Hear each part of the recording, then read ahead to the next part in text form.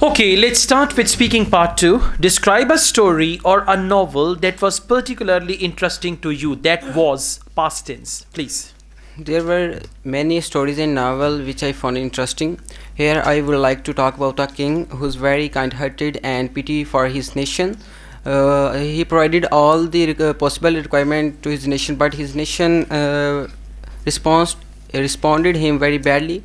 During my college days, my friend suggested me to read this novel. He said me this is a very interesting novel. So on the weekend night, I sat on the chair and read out all the novel. After reading this novel, I am very astonished and very amazed.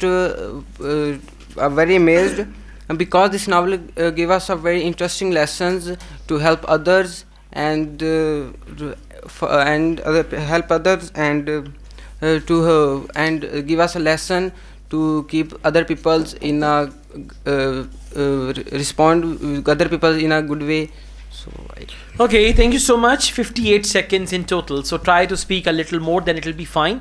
And you need to organize your answer. The topic is describe a story or a novel. You suddenly started with king and his, it's not the word nation, king and his subjects. Subject mean the people of that king. Okay, so you need to give the title of the story and then you can elaborate the points like what story your novel was, where you came to know about it. So try to go according to these points. You will stay on the topic. Okay, now we have speaking part 3.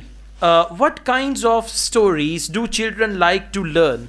I think, in my opinion, children like the kings and queens stories, in which they learn about the stories and they also learn about the practical life. So I think children are learn these things from these Children's are learn. children. And are learn is wrong. Children Yeah. usually read. When we Yeah. talk about stories, we don't say learn a story, we say read a Read a story. story. So focus your grammar, okay? Learn basic English and you'll be fine then. Right? Thank you. Thank you.